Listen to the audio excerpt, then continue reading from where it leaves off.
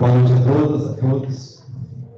Em comemoração aos 60 anos da Univar, nós estamos abrindo aqui a segunda Jornada Brasileira de Proteção dos Direitos da Criança e do Adolescente, seu primeiro módulo, e em nome também da Escola de Ciências da Saúde, do curso de Psicologia, da Escola de Ciências Jurídicas e Sociais, do curso de Direito e Relações Internacionais, nós fazemos o destaque, portanto, desejando uma boa noite, senhoras ou senhores, autoridades aqui presentes, representadas nesse momento na nossa composição da bancada aqui, o Lico Passos, presidente do Conselho Tutelar, uma honra recebê-lo aqui. Agradecer também a representação do corpo docente, através do professor Luiz Henrique Domingues, obrigado por suas presenças. E esse evento acontece hoje, 28 de maio de 2024, e tem como objetivo promover e divulgar ações que efetivamente protegem os direitos da criança e adolescente. O tema do dia é o lançamento de obras produzidas por acadêmicos e pelo professor Dr. Walter Amaro Baldi, que é o conferencista dessa noite. Nós teremos a apresentação da primeira cartilha, que trata da prevenção à violência doméstica contra a criança e adolescente, e a segunda, que também vivencia as questões decorrentes da prevenção à violência doméstica novamente. O destaque se faz essa noite, que a mediação será feita pela professora Luciana Igor Brandão, coordenadora do curso de Psicologia da Univale aqui em Balneário Camboriú, também no campus de Iguaçu e Florianópolis. Eu vou apresentar o currículo do professor Dr. Walter Amaro Baldi. Eu destaco a vocês que nós estamos aqui recebendo hoje o maior destaque no sul do Brasil com relação ao estudo da criança e do adolescente, principalmente quanto à proteção. Então, é uma honra recebê-lo aqui, professor Dr. Walter Amaro Baldi. É doutor em Direito pela Universidade Federal de Santa Catarina, mestre em Educação pela Universidade Federal do Paraná, pós-graduado em Treinamento para a Empresa pela PUC do Rio Grande do Sul, tem curso de especialização em Preparação para a Magistratura pela SMES, bacharel em Direito pela Univale, licenciado em Pedagogia pela Universidade de Filosofia Nossa Senhora da Imaculada Conceição do Rio Grande do Sul, e atualmente exerce a função de professor, pesquisador em Direito Constitucional, criança e adolescente, no curso de Direito e na pós-graduação da Universidade de Itajaí, Nevada. Além disso, lidera o Grupo de Pesquisa Direitos da Cidadania, o cadastro reconhecido pelo CNPq, e preside o Instituto Brasileiro de Direito Público Municipal, o IDPM, bem como é responsável pelo projeto de extensão Protejar Violência contra a Criança e Adolescente é Crime, do curso de Direito aqui da Univale em Balneário Camboriú. Destacamos que as perguntas poderão ser formuladas ao final da manifestação do professor Walter, e nesse momento, de imediato, eu passo a palavra para o professor Dr. Walter Amaro Baldi para fazer o uso dela pelo tempo que desejar, que é uma honra lhe ouvir, professor. Boa noite, obrigado. Boa noite a todos e a todas. Dizer que é uma honra estar hoje presente nesse evento, cumprimentar todos que, na pessoa do Newton César Pilau, que compõe a banca, agradecer a presença do nosso presidente do Conselho Tutelar, Lico, fico muito feliz e muito honrado em tê-lo aqui. A Luciana, a querida, nossa colega, nossa amiga, ao professor de Relações Internacionais, é isso não? A área de Psicologia, aqui do curso também, da nossa querida Luciana, aqui que coordena o curso, e iniciar aqui a minha fala dizendo da problemática que vive hoje crianças e adolescentes, não só no Brasil, mas no mundo inteiro, saindo aqui já com um destaque importante, falando que nós temos algumas... Primeiro, entender por que desse mês, Esse mês nós estamos comemorando, assim, buscando aí ações preventivas no enfrentamento à violência contra a criança e adolescente no Brasil inteiro. Então, esse é considerado o nosso mês amarelo, de prevenção, para que a sociedade civil, as instituições de ensino superior, aqui no nosso caso, a Univale, todo o sistema de garantias de direito aí na composição de todos de todos os que integram e que compõem aí a nossa sociedade, dizer que a tarefa é de todos, Então, nós temos algumas questões importantes que a gente tem que destacar. Em primeiro lugar, nós temos uma legislação internacional que gradativamente foi se desenvolvendo, especificamente voltado a um tratamento especializado à criança e adolescente.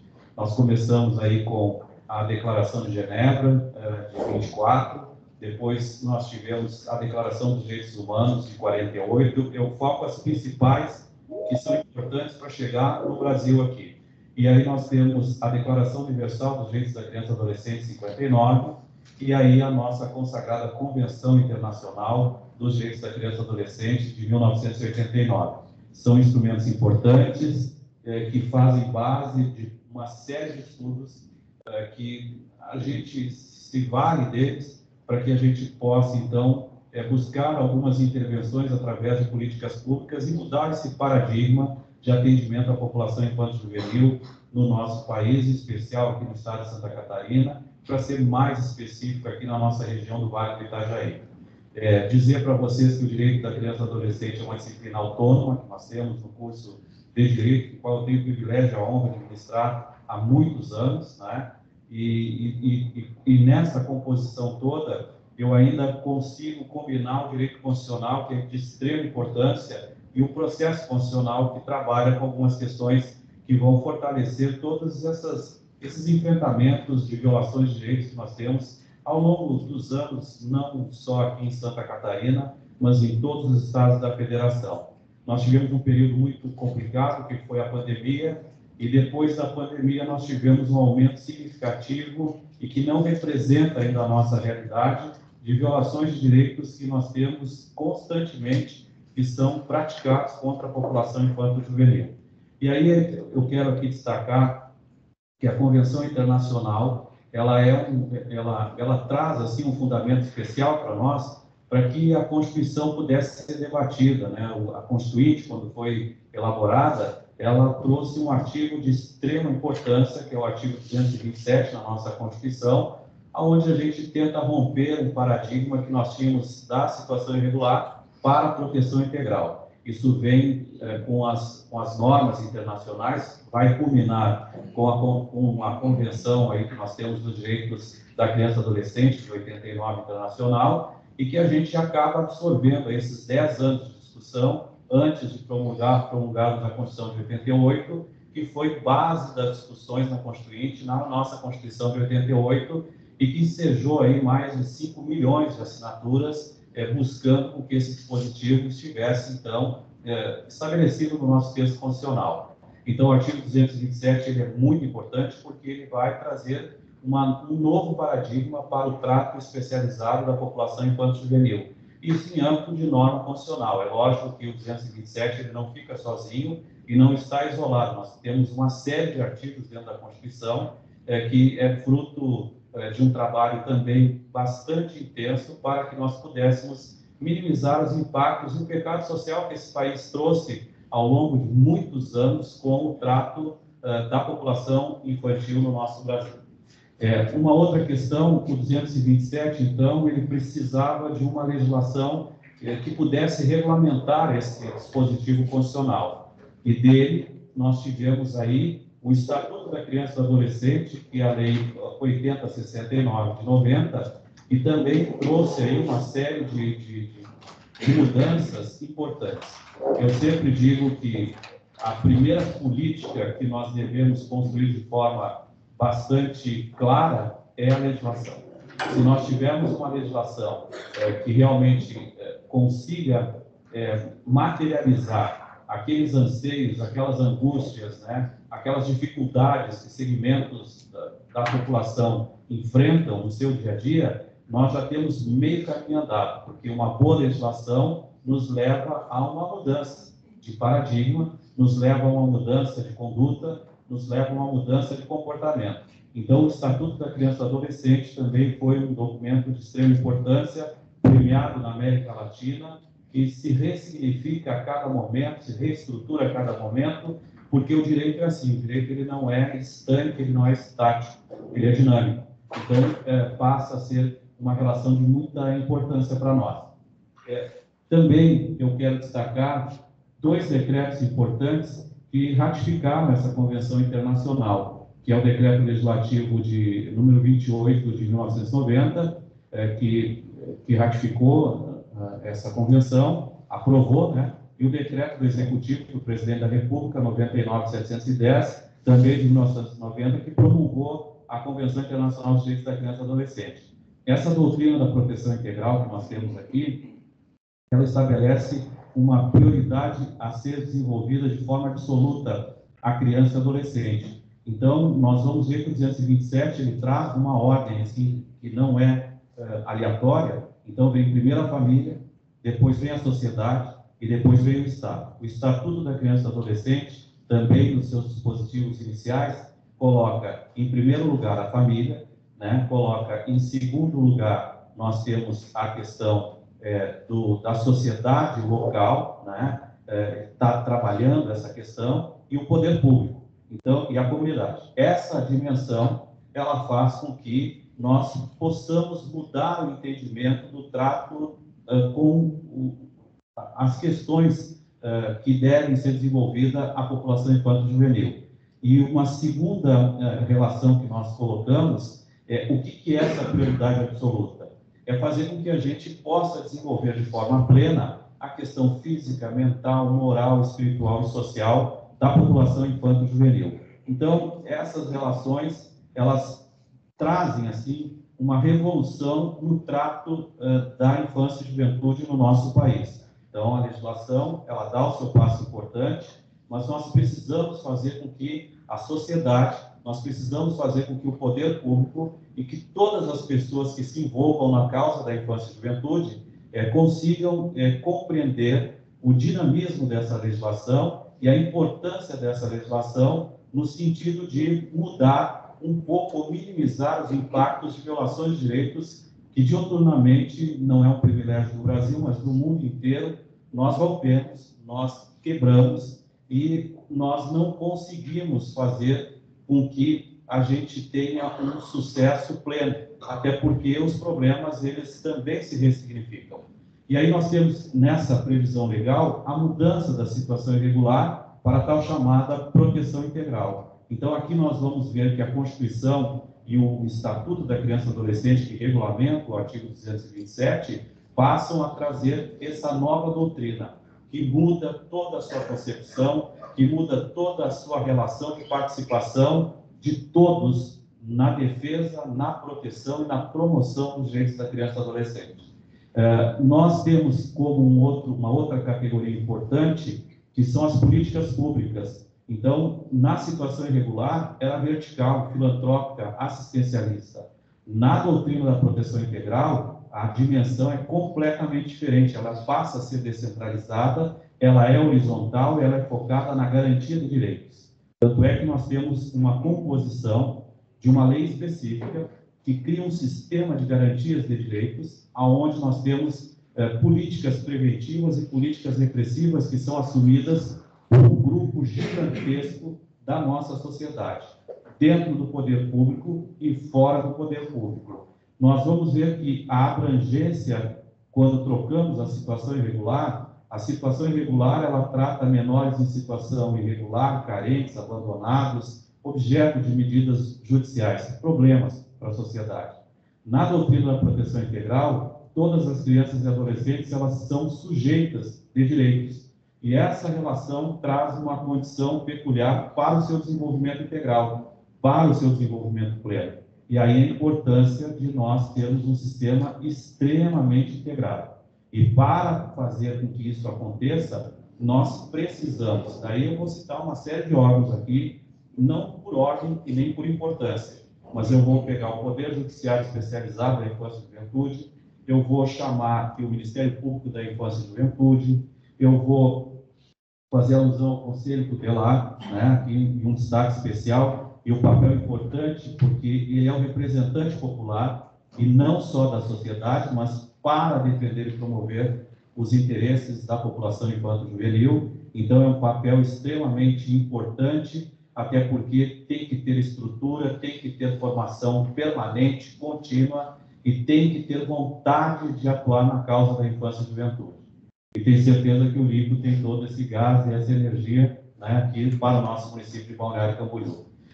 Dizer aqui para vocês que a natureza, quando a gente sai da situação irregular e entra para essa chamada proteção integral, a natureza jurídica ela tem aí uma relação de uma proposta por juristas, apenas aquelas pessoas que lidam com os processos no seu dia a dia. Com a doutrina da proteção integral, a natureza ela é jurídico-social, a proposta é por grupos e movimentos sociais. Então, há uma preocupação de um envolvimento com a sociedade civil organizada, com o próprio terceiro setor, e com políticas importantes de desenvolvimento pleno para a população infanto-juvenil, como, por exemplo, saúde, como, por exemplo, assistência social, como, por exemplo, educação, né? São pilares importantíssimos que nós temos na porta de entrada, que é do ente federado, nesse pacto federativo que nós temos, que é assumido pelo próprio município. A execução desta doutrina da proteção integral está na municipalidade.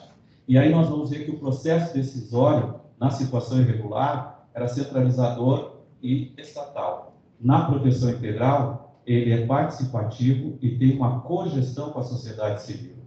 E aí nós vamos ver que a competência estatal, na situação irregular, é da União dos Estados, e na proteção integral, ela é essencialmente do município. E para encerrar essa relação, né, nós começamos a entender que modelo é esse que nós queremos. Então, eu penso assim, sabe, Milton e Luciana, e todos que estão aqui na mesa, eu penso que quanto mais a gente vai aprofundando a temática, nós vamos verificando que as diversas áreas que estão trabalhando na causa da infância e juventude, elas precisam se conversar, elas precisam dialogar, para que nós possamos não ter quem é o autor da proposta, mas é para fortalecer o sistema, é para diminuir os impactos dos problemas sociais que afetam a nossa população infanto-juvenil. Vou citar um exemplo aqui, ó. Nós temos uma população no Brasil de mais de 200 milhões. Um terço dessa população, em torno de 60 e poucos milhões de habitantes, são crianças e adolescentes. As metodologias, elas são um pouquinho diferentes. Às vezes é de 0 a 18 anos incompleto e às vezes é de 0 a 19 anos incompleto. Mas agora nós temos um dispositivo novo que foi ingressado aí por uma emenda constitucional no próprio 227, que traz a população juvenil junto. E é uma outra faixa etária que também está agregada nessa relação. E aí eu quero dizer para vocês que quando a gente fala da proteção integral, o modelo jurídico que vai privilegiar é aquele que está pautado na dignidade da pessoa humana, que é o fundamento do nosso Estado Democrático de Direito. O princípio republicano que nós estamos falando, que é a dignidade da pessoa humana, é aquele que vai irradiar todas as relações dos direitos fundamentais a serem cumpridos por toda a sociedade, não apenas pelo poder público, mas toda a sociedade imbuída num espírito de fazer com que esses direitos sejam respeitados. Nós vamos verificar que essa doutrina da proteção integral, ela, quando substitui a doutrina da situação irregular, ela traz um tratamento diferenciado à criança e adolescente, através de políticas públicas universais, que estão na base da pirâmide, e através de políticas públicas específicas, que nós precisamos construir conforme os problemas vão se desenvolvendo na municipalidade. Então, por exemplo, se aqui no bairro dos municípios nós tivermos um índice alto de drogadição, nós temos que ter uma política voltada para que a gente possa impactar ou minimizar esse problema das drogas no bairro dos municípios. Mas isso não é uma atitude isolada que vai acontecer. Nós precisamos trabalhar com um sistema integrado. Então, por isso que nós temos um sistema repressivo, e aí vem na figura do Ministério Público, vem na figura do Poder Judiciário, vem na figura dos integrantes das forças de segurança, e aqui nós temos a Guarda Municipal em Balneário Camboriú, que agora temos um número específico do Disque Denúncia, que é como se fosse o Disque 100, que é o 153, que eu acho que já está em funcionamento em Balneário Camboriú. Em alguns municípios nós temos esse Disque 153 já em fase de implementação nos diversos municípios da nossa federação. É um disque central. Nós vamos ver que temos o papel da Polícia Militar, através do 190, né? Nós temos o papel da Polícia Civil, através do 181, que são canais de comunicação para que nós possamos denunciar essas violações de direitos que eu vou mostrar aqui na minha cartilha. Eu só estou introduzindo o tema do porquê que nós precisamos cada vez mais trabalhar com a informação, trabalhar com a cumplicidade das instituições com a sociedade civil organizada e com o próprio poder público. Isso nós já viemos fazendo aqui há muitos anos na Univale. Nós temos o privilégio de ter aí o coordenador Nilton, depois Nilton se juntou a nós aí um curso de extrema importância, que é a Psicologia através da Luciana, e com sua equipe de trabalho nas relações internacionais também, que trabalha com pesquisas voltadas a essa questão. Essa é a nossa contribuição. Daí nós vamos verificar que há um sistema de garantias de direitos que está na figura dos municípios. Esse sistema, se a gente olhar para o Sistema Único de Assistência Social, o SUAS, né, nós vamos ver que nós temos o CRAS e o CREAS, importante, dois órgãos que realmente são jovens, são recentes, mas que são importantes na vida dessas crianças e adolescentes que sofrem violência ou que estão na iminência de sofrer qualquer violação de direito. Nós olhamos para o SUS, o Sistema Único de Saúde, que também a porta de entrada é pelo município. Nós vamos ver que nós temos atendimentos especializados que fazem parte de atendimentos especializados, como é o caso aqui no bairro dos municípios, que nós temos atendimento com psiquiatras, psicólogos, que são pessoas que já sofreram violações, e aí nós vamos colocar algumas delas aqui, e que precisam, então, buscar aí um tratamento mais especializado. Hoje eu estava à tarde, eu sou educador, eu trabalho na educação pública há mais de 30, eu acho que 38 anos, se não me falha a memória, né? E eu estava com uma aluna, 17 anos. Ela tive que chamar a mãe, né? Já quero passar depois para o conselho tutelar. A menina está se mutilando, ela está pedindo socorro, ela está em crise total, mas há um abalo familiar gigantesco. A mãe chegou, conversou conosco, eu chamei a responsabilidade da mãe, chamei a responsabilidade da menina. Ela precisa de tratamento especializado, ela precisa de remédios, tratamento químico mesmo, para que ela possa superar as suas inseguranças, as suas angústias, os seus conflitos, e precisa das pessoas, precisa de nós. A escola é a segunda porta de entrada. A primeira é a família, a educação é a segunda. Então, chamei a mãe a esse compromisso, a responsabilidade. A menina está morando sozinha, aluga um quartinho, né, onde tem duas moças com ela e o resto é só homens. Né? Então, um ambiente que não é saudável e não é seguro, né, nessa relação. Mas só para colocar que Balneário Camboriú está cheio de casos, de problemas. Eu estou colocando uma menina quase com 18 anos, 17 anos. Mas quando a gente olha para a tal chamada violência doméstica, que é o tema das minhas cartilhas que se transformam em livros, uma digital na palma da mão e a outra impressa, que foi um desafio que a gente colocou lá no município de Porto Belo. Tivemos também o privilégio de entrar no município de Porto Belo, implantar no ensino fundamental a disciplina de direito, e dentro da disciplina de direito eu levei o direito da criança e do adolescente junto nessa relação, né? E montamos uma cartilha que é esta impressa, que foi toda ela formatada para o município de Porto Belo.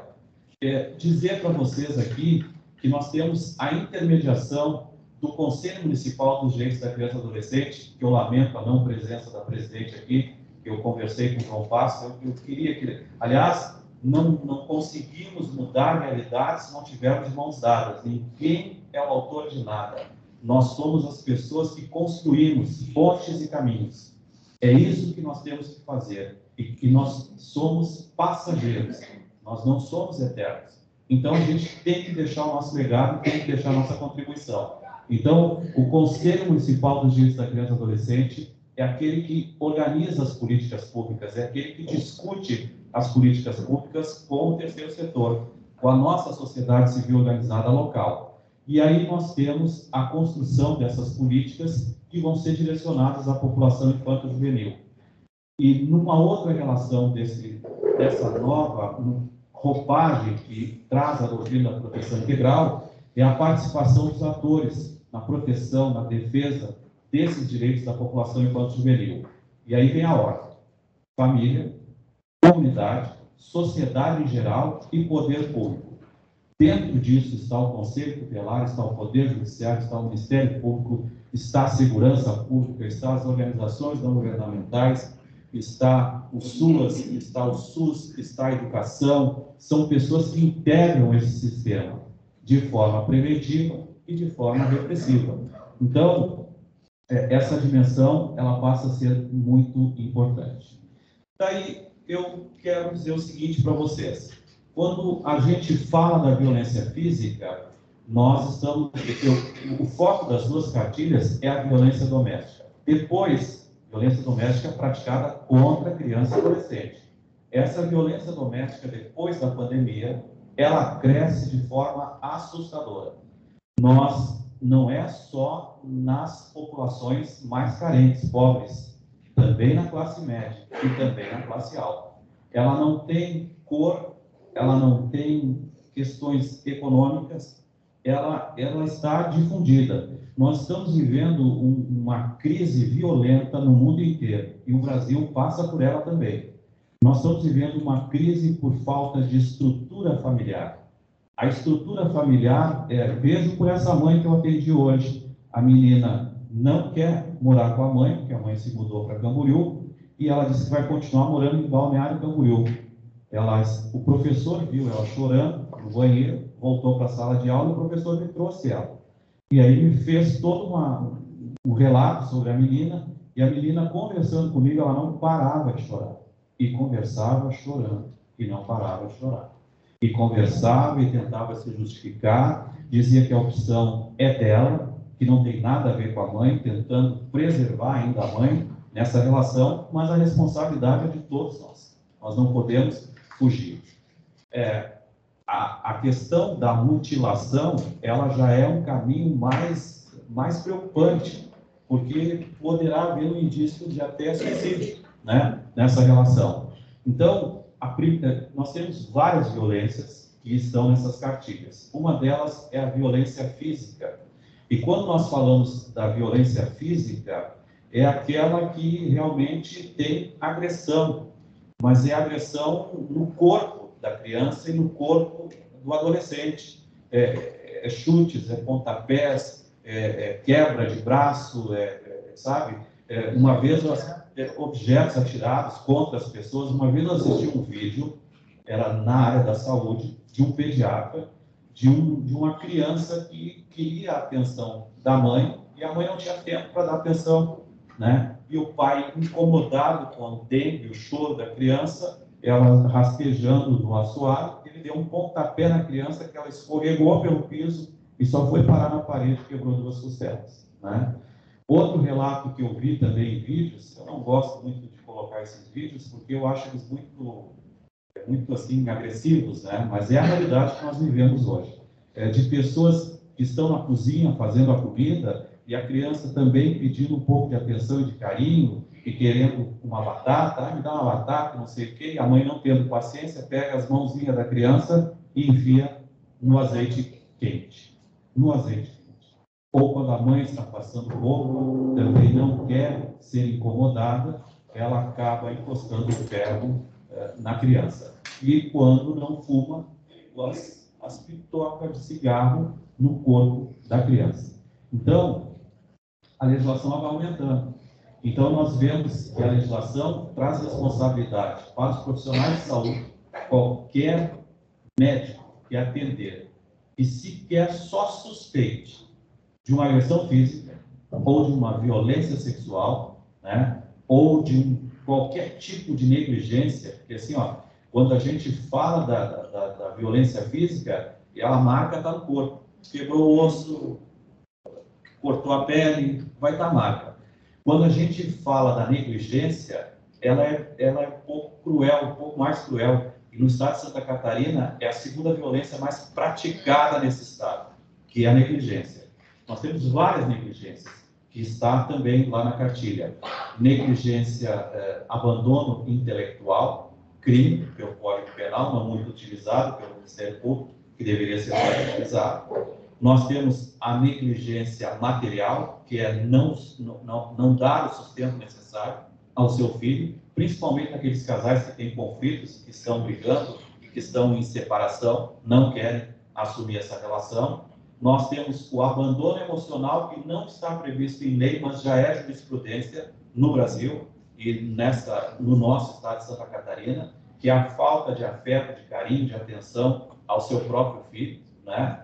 E nós temos também negligência intelectual, negligência material e negligência afetiva. Essas três são principais que nós temos. E quero entrar na questão que, infelizmente, nós brigamos por causa dessas ideologias partidárias nojentas, que não levam a lugar nenhum, só quem perde é o povo, é a população, e, em especial, a criança e adolescente, que é a negligência com a vacinação, né?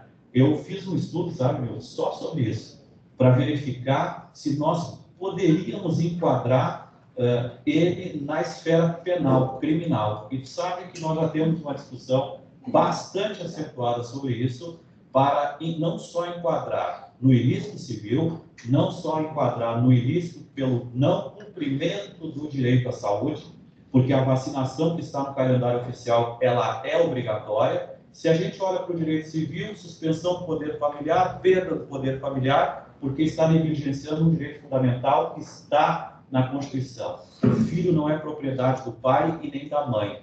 Ele passa a ser sujeito de direito, só que ele não se governa. Ele precisa do adulto para que o adulto possa dar todas as condições necessárias. E uma delas é o atendimento à saúde, seja privada ou pública. Ele tem que fazer isso. Então, quando a gente discute essas imbecilidades que a gente vê, inclusive dentro do nosso curso de Direito, eu não sei no curso de Psicologia e nem de Relações Internacionais, eu falo a minha realidade, quando a gente vê algumas pessoas reforçando que não devem tomar a vacina. A vacina, quando está no calendário oficial, não é mais da minha decisão. Ela se tornou obrigatória e tem que ser aplicada. Agora, se eu tenho 18 anos e quiser entrar nessa conversa que a vacina não presta para nada, que a vacina vai me matar mais do que eu ficar sem ela e etc., aí o problema é meu. Eu respondo pelo meu corpo. Abaixo de 18 anos, o pai e a mãe não são donos dos seus filhos. Por que se criou a lei da palmada, que foi lá na questão da Xuxa e etc., para minimizar o impacto da violência física. Nós não podemos mais educar por constrangimentos, por questões vexatórias, por castigos, por maus tratos físicos. Não podemos mais fazer isso. A legislação não nos permite mais. E aí a gente começa a discutir até onde o Estado poderá entrar nas casas das famílias. Por que o Estado entra nas casas das famílias? Por que nós temos uma legislação extremamente avançada quando nós colocamos alguns ilícitos que são pautados? Então, quando eu falo em violência física, eu olho para a Constituição, e o próprio 227 diz que nós não podemos ter nenhum tipo de violência contra a criança e adolescente. E aí temos uma lei específica sobre a questão que se coloca da tortura. A tortura pode ser psicológica, e a violência psicológica eu acho que é a pior de todas, porque esta nós não conseguimos quantificar, e o estrago ele é muito maior do que todos os outros que eu estou colocando. Só vou excetuar a violência sexual. Mas as outras violências que nós estamos falando aqui são realmente preocupantes, mas a violência psicológica, ela causa um estrago emocional muito grande, que nós precisamos para se recompor de uma relação muito longa de tratamento e que, às vezes, o poder público não está preparado. Nós não temos psiquiatra para todas as crianças aqui. Por exemplo, vou pegar Balneário Camboriú. A nossa população é estimada em 140 mil habitantes, aí, oficialmente falando, mas é um pouco mais, né? Mas só de crianças e adolescentes na rede pública em Balneário Camboriú, seguramente nós devemos ter aí em torno de 20 mil crianças e adolescentes no nosso município. Seguramente. E que está nas mãos de várias organizações, instituições, inclusive da família, né? e que nós precisamos ter esse olhar diferenciado. Então, quando a gente fala dessa violência psicológica, esses maus tratos que nós colocamos, e aí vem a questão de um ambiente saudável, e o ambiente saudável é um conjunto de coisas, né? É uma família harmônica, é uma família pelo menos estruturada, é uma família que deva ter condições mínimas. Então, por isso essa ordem. Se a família não tem essas condições, nós vamos partir para a segunda relação, que é a sociedade, que vai fiscalizar, que vai olhar. Nós não podemos mais ter a indiferença quando nós estamos no nosso apartamento e uma criança está sendo espancada em cima ou embaixo da nossa unidade, aonde moramos, ou do lado do nosso apartamento. Nós não podemos mais passar na praia vendo uma mãe ou um pai espancando uma criança em local público e ficarmos indiferentes sobre essa situação.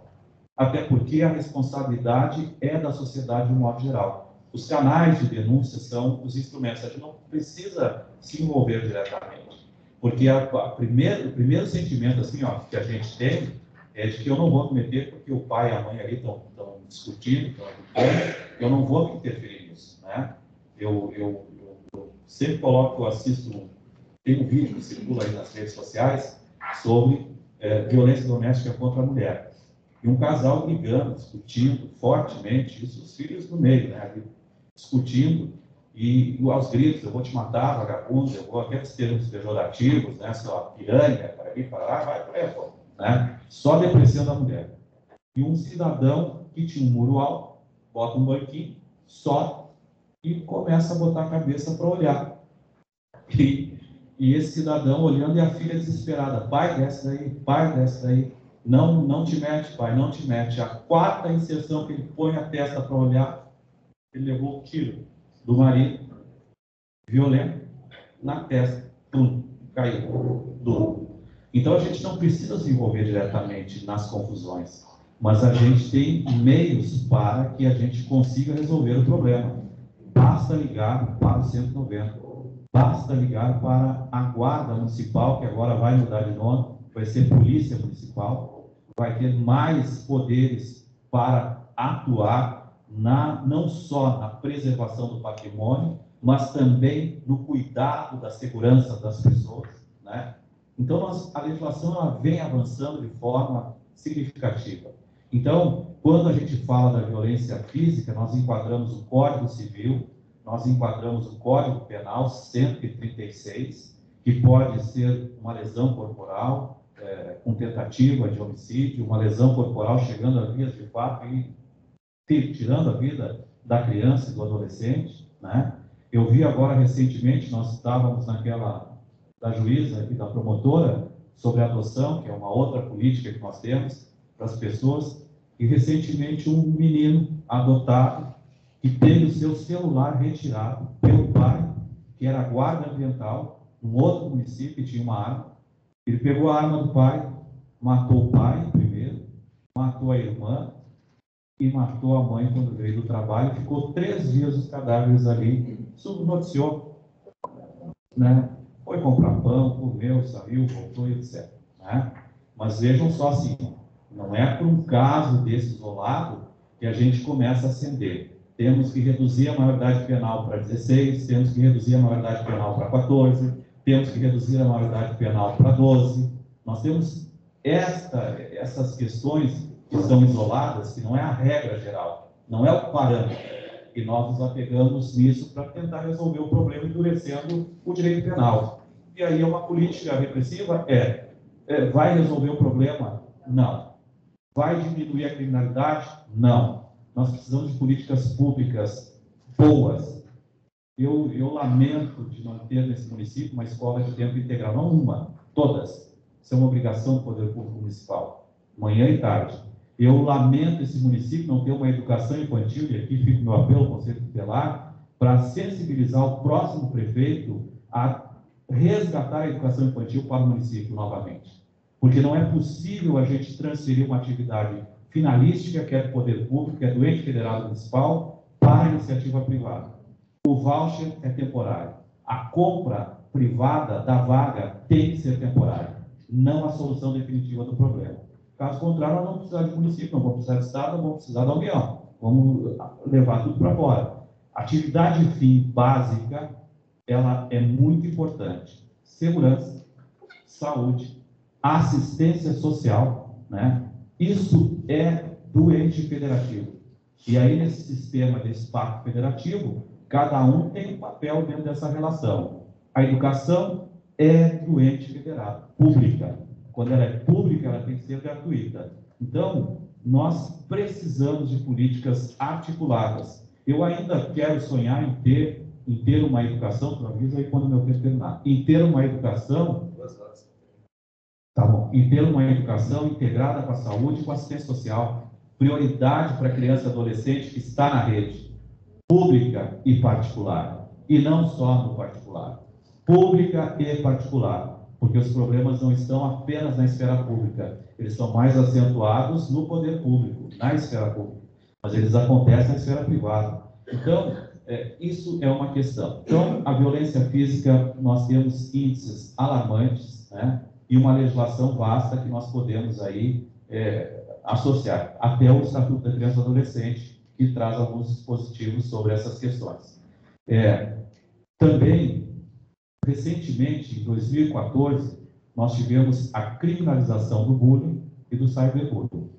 Importante essa criminalização, porque as violências nas escolas, presencialmente no prédio, na unidade escolar e virtualmente, é gigantesca. Nós estamos aumentando, assim, nós tivemos uma pesquisa, não me lembro qual instituto que fez, aonde nós tivemos um aumento de até 50% de violência. E o bullying, quando a gente fala, não é apenas a questão verbal, de constrangir, de colocar apelido, é física, é sexual, né? Tem material, né? Institucional, também nós temos a violência institucional, e os profissionais que trabalham nessas instituições, seja na saúde, eu vi a promotora falando que sofreu violência sexual, abuso sexual, numa consulta médica. Que dia ela estava aí? Sexta passada. Relato pessoal dela, né? E disse com todas as letras que só foi descobrir depois de um tempo que o médico começou a palpar a vagina dela de uma forma estranha, né? Que não tinha necessidade nenhuma. Então, nós precisamos estar mais próximos dos nossos filhos, senão a gente vai perdê-los. E como é que nós vamos transformar isso? Fazendo com que a informação chegue a eles também. Eu me lembro quando nós iniciamos o projeto Protejar, que é esse que tem uma... Não sei se está ali em embleminha, né? Quando nós iniciamos, foi em 2011, eu recebi a fala de um promotor de Balneário Camboriú, dizendo que eu não tinha receio de levar essa discussão para as escolas, porque nós fazíamos palestras com os alunos. Eu dizia que não tinha nenhum receio, mas você não tem nenhum receio, porque isso aí, ao meu ver, estimula mais as violências. E agora está mais comprovado que quanto maior, nós temos que ter 3 coisas colocadas na nossa cabeça. Primeiro, ter um diálogo permanente com os nossos filhos, as famílias. Nós temos que resgatar isso. Então, eu não consigo entender. Quando eu vi, os meus 2 filhos formaram aqui na Univar. Quando eu vi, estava a minha esposa conversando com a minha filha, ela no nosso quarto e a filha no quarto dela pelo celular. Eu disse, não, isso é muito na minha cabeça. Não, vamos parar com isso. Porque isso vai virar um hábito, um costume. O que é isso? Sabe o que separava as famílias antigamente? A televisão. Sabe o que separa as famílias atualmente? Essas relações sociais pelo mundo virtual que nós estamos vivendo. Nós não conversamos mais. Nós não dialogamos. Quando eu vejo meu filho sentar, vir à mesa fazer refeição conosco, primeira coisa, os 2, um do lado com o celular e o outro do lado com outro celular. Já são adultos, já respondem por si, mas ainda vivem sobre a asa do pai e da mãe. Né? Mas eu acho isso o fim, eu falo. Eu não, pouco fôlego, eu falo. Eu digo, para com isso. Agora é almoço. Quando eu vou caminhar na praia, eu nem cogito levar essa porcaria de celular. Nada. Então a gente tem que curtir os momentos com as pessoas. Então nós temos que valorizar essa relação com o ser humano. E aí a gente tem que achar a importância nas coisas mais pequenas, que nós não achamos mais. Para nós, só temos tempo para ganhar dinheiro, para trabalhar. Eu estou fruto disso. Trabalhar manhã, tarde e noite, 5 molas no coração, para tentar dar aquilo que eu não tive, que os meus pais não conseguiram dar, para dar para os meus filhos. E aí começa uma sucessão de erros na educação dos nossos filhos. Porque nada vai satisfazer. Certo? Então, primeira relação. Violência física, a relação com a família é pelo diálogo. Então, nós temos que mudar isso e tem que mudar essa cultura. Ah, mas é só um castigo, é só uma repressão, e aí você começa a humilhar na frente das pessoas, você começa a bater na frente das pessoas, você perde o equilíbrio, a gritar, a chamar de palavras obscenas. Eu vim de uma família italiana, eu sei o que eu estou falando para vocês, né? Eu sei como é que funcionam essas coisas. Então, ela não tem limites, ela vai andando. Então, isso a gente tem que, é um autocontrole, a gente também tem que se trabalhar, e nós precisamos de um psicólogo, nós precisamos de um psiquiatra. Se eu tivesse tempo e dinheiro suficiente, que a gente nunca tem dinheiro suficiente, eu queria fazer terapia, porque a gente começa a se entender melhor. Essa maneira agressiva que nós temos com as pessoas, isso vem dentro, já começa na família. A forma do diálogo é agressiva, não é conversa normal, interativa, de valorização. E isso tenho certeza que vocês passam nas famílias de vocês também, porque não é um privilégio só meu, não. E nem dos meus pais, que já são falecidos, já não estão mais aqui. E nem dos meus familiares, ao qual eu mantenho relação ainda hoje, né? Então, quero dizer para vocês, primeira violência. A segunda violência psicológica, essa eu não sei como nós vamos conseguir mensurar, porque se a gente fosse quantificar estatisticamente isso, não seriam esses dados que nós temos hoje. Quer ver, ó? O Lico é o presidente do conselho.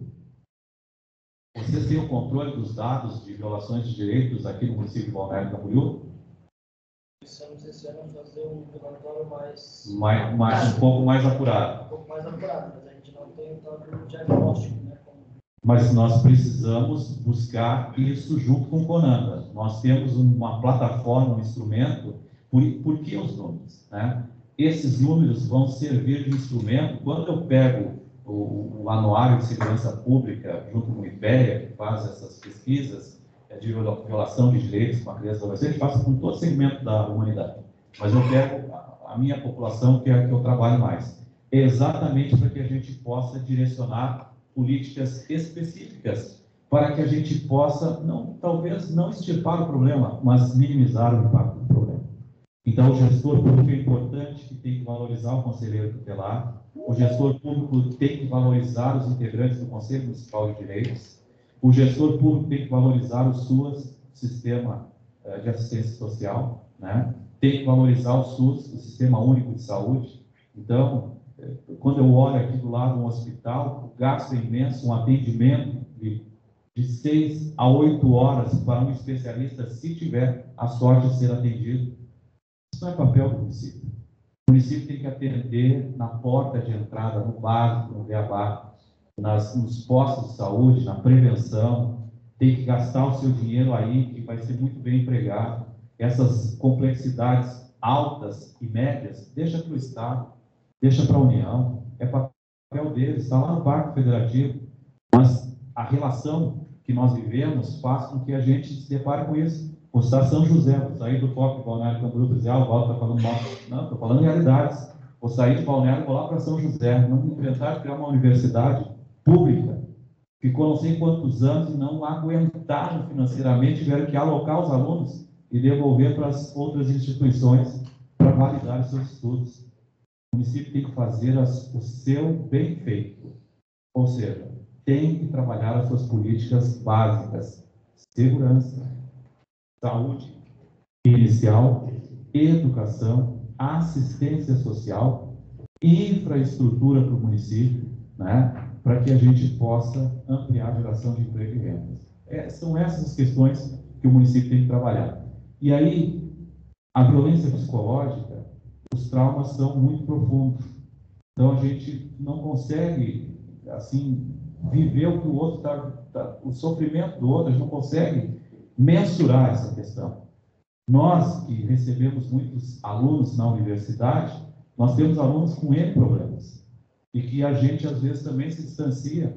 Então, nós estamos vivendo dentro da universidade o bullying. É uma verdade, meu? O bullying dentro da universidade. Eu tenho que dizer para o meu aluno que dou aula de direito que o bullying agora está criminalizado, para parar com essas coisas de menosprezar, de ridicularizar, de não deixar as pessoas falar. Estão descobrindo coisas novas. Imagine numa educação básica, né, que nós estamos vivenciando essas questões. E aí, quando a gente fala da violência sexual, essa é a mais devastadora na vida das pessoas.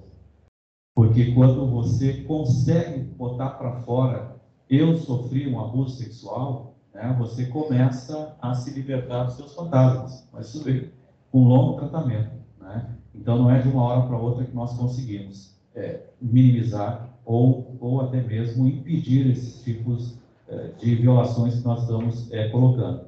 Então, essas duas cartilhas, uma que é digital, tem o QR Code, eu acho que o Nilton disparou para todos os alunos. O Nilton disparou para todos os alunos do direito, para psicologia, para relações internacionais, se não me engano. Vou disparar para vocês também, né? Assim, ó, é levar informação. Nós precisamos dos professores trabalhando isso nas escolas. Não é um iluminado palestrante que sai daqui e está tudo não. Nós temos que difundir informação, nós temos que levar informação, nós temos que debater essas questões com aqueles que são a cobiça e o objeto dessas violações. Então, nós precisamos debater com essas pessoas. Elas revelam. A minha mãe me bate, né? Eu já sofri violência sexual do meu padrasto. Eles revelam quando a gente vai conversando. Eles vão exteriorizando essas questões todas quando eles se sentem à vontade, porque eles são estimulados e eles precisam dar o seu grito de liberdade. Então, Balneário Camboriú tem em torno de 20 mil crianças e adolescentes. É um número significativo, que tem que ser olhado por todos nós. Tem que ser cuidado pela família, pela educação, pela assistência social, pela saúde, sabe? Pela municipalidade, pelo Conselho Tutelar, que deve receber uma série de denúncias, intervenções, e que não deve parar, né? Então, tudo isso para nós vai fazendo com que a gente estabeleça uma relação diferente de atuação. Os crimes de tortura que nós temos aqui tem uma lei específica que também faz parceria com o Código Penal. Tortura psicológica e tortura física. A integridade física e moral das pessoas tem que ser assegurada. Então, nós não podemos. E aqueles crimes de sequestro contra criança e adolescente são equiparados a crimes hediondos. Então, vejam que o direito penal tenta fazer a sua parte, mas ele não vai resolver o problema. O problema é a base. Nós temos que dar mais prevenção, mais informação. Nós temos que trazer mais as famílias, dialogar mais com as famílias, dialogar com os seus filhos, né? Conversar com crianças e adolescentes. Nós temos que olhar para o nosso prédio diferente, nós temos que olhar para o nosso condomínio diferente, nós temos que olhar quando estamos passeando na praia e o que está acontecendo no nosso entorno. Tudo isso nós temos que fazer, porque o compromisso e a responsabilidade é de todos, né? Eu não vou colocar os dados aqui para vocês, porque eu coloquei na segunda cartilha, mas eu quero dizer aqui para vocês que eu tenho vários dados aqui, né? Todos os dados das violências contra crianças e adolescentes, todos aumentaram. Santa Catarina também aumentou, tá? Todos aumentaram. Nenhum regrediu nessa relação. E assim, ó, a violência sexual, nós temos aí uma faixa preferida, geralmente aí de 4 a 6 anos de idade, 4 a 10 anos de idade. Essa é a faixa mais preferida dos abusadores, né? Então, nós precisamos fazer essas denúncias. Se for uma suspeita, mesmo sendo uma suspeita, nós precisamos, tem o Conselho Tutelar, aí tem um número fixo, tem um celular de plantão 24 horas, nós temos os 153 da Guarda Municipal, nós temos 190 da Polícia Militar, nós temos o Disque 100 dos Direitos Humanos, né? Agora nós temos um WhatsApp específico só sobre violência nas escolas, que você pode mandar, inclusive, vídeos, fotos, etc., que recebe, e imediatamente isso vai para a autoridade competente. Se for casos urgentes, já vai direto ao Ministério Público e vai uma parte para o Conselho Tutelar. Não demora 24 horas, bate lá, volta e vem.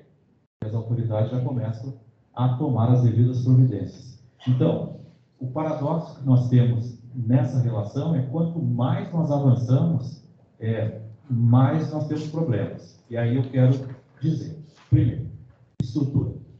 Segundo, formação e informação. Estrutura, quem dá para a municipalidade é o poder público. Estrutura é de competência do poder público. Eu não posso botar o Conselho Tutelar num lugar inadequado, onde faz atendimentos individualizados, especializados e privativos, porque cada caso é um caso, né? Eu tenho que ter condições para que o Conselho Municipal de Direitos consiga ter uma estrutura adequada para discutir as políticas necessárias. Esse município de Balneário Camboriú tem mais de 30 conselhos municipais, se não me engano. E todos eles têm uma casa de conselhos, onde eles se encontram, discutem, debatem os problemas da municipalidade e vão buscando estratégias de enfrentamento para minimizar esses problemas. Nós temos também uma relação aqui que se coloca quando falamos em violências, né? Nós precisamos ter o SUAS conosco, nós precisamos ter o SUS conosco, nós precisamos dialogar com esses profissionais, porque o direito ele vai desenhar a lei e vai buscar os ilícitos praticados para enquadrar uma possível punição civil, penal, dentro do Estatuto de Defesa do Adolescente, onde também nós temos algumas punições estabelecidas no próprio ECA, né? O ECA é um documento que ele é vasto, ele trata de direitos fundamentais específicos de criança e adolescente, que vai ao encontro da Constituição, ele trata de questões voltadas ao direito civil, ele trata de garantias processuais ao adolescente em conflito com a lei, que sofre medidas socioeducativas, desde uma advertência até uma privação de liberdade, né? Ele também faz jus e acesso às medidas protetivas, que também está no Estatuto da Criança e do Adolescente. Nós temos o papel da Defensoria Pública, nós temos o papel do Judiciário da Infância e Juventude, nós temos o papel do Ministério Público da Infância e Juventude, nós temos o papel do advogado, que é chamado de forma privada, particular, que atende e acompanha todos esses problemas de conflitos. Prática de atos, os atos infracionais, todos praticam, criança e adolescente. Mas a responsabilização é só para o adolescente. Então, nós temos políticas específicas voltadas para minimizar essas condutas inadequadas. E aí, o Judiciário hoje tem uma equipe multiprofissional, já não atua mais sozinho. Tem um assistente social, um psicopedagogo, um psicólogo, um psiquiatra, está tudo com ele aqui, junto com ele, para que ele possa tomar a decisão mais assertiva possível, né? Quando a gente olha para, por exemplo, o Ministério Público da Infância e Juventude, é um outro órgão que também busca uma parceria com outras profissões que é necessária e que são fundamentais. Então, quando eu iniciei o projeto em 2011, eu ouvi um promotor me dizer, cuidado, que tu pode ser enquadrado em algumas responsabilidades. Aquilo me deixou tão assim, decepcionado, porque o Ministério Público tem um papel valoroso, porque ele é a pessoa que vai fiscalizar o cumprimento do acontecimento das coisas, ou representar, quando necessário, alguma relação de ilícito praticado que for do seu poder e dever constitucional de fazê-lo, né? Então, ele vai ficar à frente dessas questões. Então, meus amigos, como é que está o meu tempo aí? Né? Então, só para encerrar, assim, ó, se vocês receberam essas cartilhas, eu gostaria que vocês abrissem elas, que vocês partilhassem elas com outras pessoas, que multiplicasse cada vez mais essas informações. Não é uma coisa do outro mundo. É um trabalho feito a várias mãos, inclusive com alunos da Univale, com cursos da psicologia, do direito, tinha curso do design, tinha gente da medicina, gente da biomedicina, gente... Quando eu tinha muitos, assim, bolsistas, eu ficava feliz, porque eu delirava com todo mundo, mas castigava todo mundo, né? Porque eles vinham com aquilo tudo meio fajuta, sem comprometimento nenhum, eu dava nos dedos, daí eles voltavam, né? O professor é meio exigente, né? Mas a gente tem para sair um trabalho de excelência, porque tem o nome deles ali, né? Tem uma aluna ali que participou comigo, ela está comigo no 8º período, ela faz parte dessa cartilha digital, ela era do Proed, né? Olha lá, lembra como eu xingava lá? De vez em quando eu surtava, né? Lembra, né? Mas... eu sou italiano, não adianta, né? Mas olha lá, o que saiu. Todos têm capacidade de dar a sua contribuição. Claro que tem um maestro aqui no meio. O professor nada mais é do que um articulador, um condutor do processo. Ele sempre vai olhar um olhar de mais cobrança, porque ele acredita no potencial de cada um de vocês. E o apelo que eu faço nesse mês de prevenção, que é o laranja, né? Nosso Lico, né? Lico, né, Lico? Esse mês aí de prevenção, ele é uma das ações que nós estamos encadeando, mas tem várias ações que várias instituições podem fazer. O Conselho Tutelar deve estar fazendo as suas, o Conselho Municipal também, a saúde deve estar fazendo o seu, a assistência social também, né? A psicologia da mesma forma e assim por diante. Então, agradeço a atenção, o carinho de vocês, por ter me prestigiado nesse momento, né?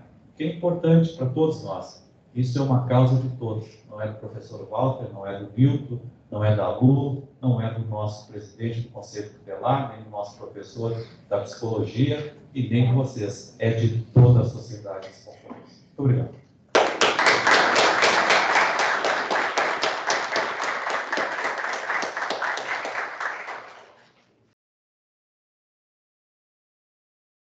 Muito obrigada, professor Dr. Walter, né? Nós ficaríamos aqui a noite toda ali ouvindo, imaginando como seria se cada um, né, cumprisse com o seu papel, com o seu dever. Mais do que isso, se nós também não negligenciássemos as nossas ações, né? Eu lembro uma vez onde eu vi uma mãe agredindo uma criança e eu parei o carro, fui lá e tal. E aí o frentista do posto que me conhecia disse: Lu, toma cuidado, porque você está comprando briga que não é sua. E é nossa, sim, é nossa, né? Hoje nós estamos aqui com os alunos do direito, da psicologia, os alunos principalmente da disciplina de psicologia social e comunitária, da disciplina de psicologia comportamental, que são disciplinas que a gente discute, né? E que somos atravessados por essa temática. E a cada vez que eu lhe ouço, eu me questiono o que eu poderia fazer mais, né? Tive a oportunidade de passar uma semana com o Lico, né? Nós estávamos na capacitação dos conselheiros tutelares, e semaninha difícil, né? Puxada, todas as noites, das 18h30 às 21h30, e nós não conseguimos esgotar o assunto. Eu já disse que nas próximas semanas teremos mais encontros ainda, porque os desafios são muitos. Nós somos atravessados quando, de repente, a gente recebe uma criança, um bebê de 9 meses, que foi violentado. Nós somos atravessados como uma mãe que chega até nós e ela não tem o que pôr à mesa para o seu filho. Nós somos atravessados com um frio, como na noite de hoje. Nós nos deparamos com recicladores, com crianças dentro dos seus carrinhos. Não tem como a gente fechar os nossos olhos Senão não faz sentido nós estarmos aqui, não é mesmo? É lamentável que os nossos consultórios eles estão cada vez mais cheios. E eu digo sempre para os nossos alunos da psicologia, demanda a gente tem demais. O que precisa é uma escuta qualificada. E é dessa escuta qualificada que a gente fala. Nós somos atravessados quando alguém coloca, por exemplo, o conselho tutelar como um fantasma para a criança. Olha, toma cuidado, senão o conselho tutelar vem e leva você. Então, a noite de hoje, eu acho que foi um presente para a gente, no sentido de repensar todas as possibilidades e práticas que temos, né? Que tenhamos ainda mais cartilhas. O professor Walter já está na sua segunda cartilha, né? Fruto de um trabalho intenso, desafiador, porque quando a gente tem um desejo, fazer com que as pessoas também embarquem nesse desejo, entendam a temática como sendo necessária e urgente. Hoje, muitas das nossas crianças e muitos dos nossos alunos, inclusive, que estão na graduação, são frutos de situações violentas. E que se a gente não parar para refletir, se a gente não buscar um trabalho em rede, isso vai se multiplicar, porque ninguém dá o que não tem. Se a pessoa não recebeu amor, se a pessoa não recebeu afeto, é muito difícil que ela consiga transmitir a afetividade. Se a criança, na base, né, da sua formação, ela não recebeu essa afetividade, é muito difícil que ela entenda as coisas com docilidade, com generosidade. Pela manhã eu participava de um evento, professor, sobre bullying, né? Onde tinham lá 274 para adolescentes. Era só primeiro ano. Os relatos de bullying são os mais terríveis que a gente possa dizer. Perversos. E aí, você foi certeiro na sua fala. Porque o agressor, ele é perverso. Né? Ele é narcisista. E como ele não tem uma autoestima estruturada, ele precisa oprimir. Percebam, gente, quando uma pessoa vem te oprimindo muito, quando a pessoa vem te agredindo muito, ela está imediatamente se defendendo. Ela te agride para que ela se defenda, porque ela não tem força.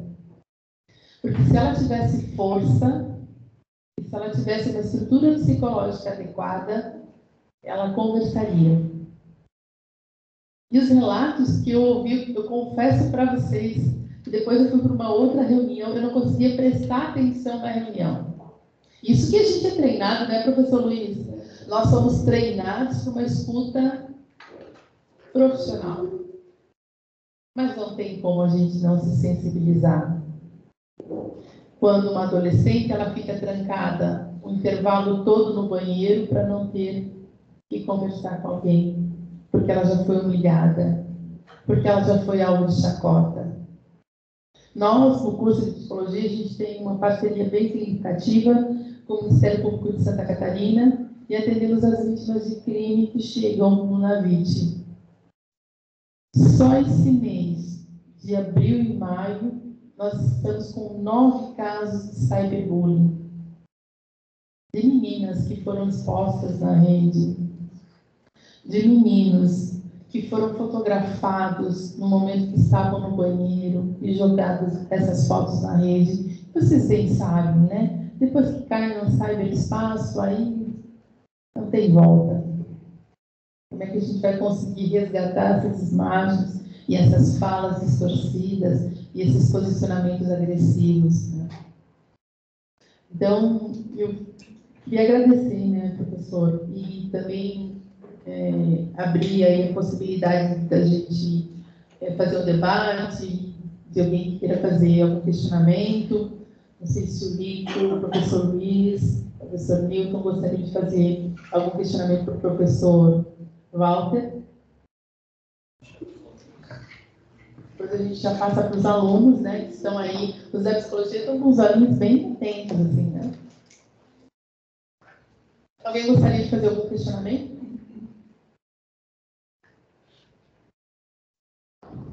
Vamos lá? Assim.